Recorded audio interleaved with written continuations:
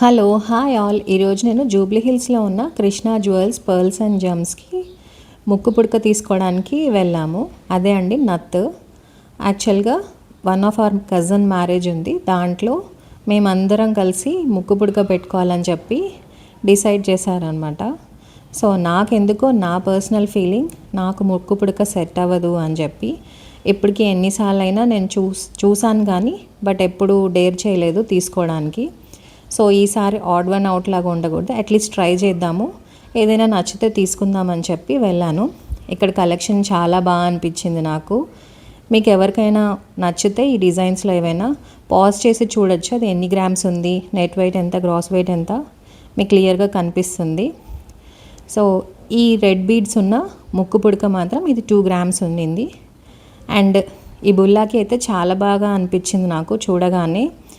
But నాకు అది దానికి స్క్రూ ఏం లేదు, ఎక్కడ జార్ పడిపోతుందో అని భయం వేసి తీసుకోలేదు.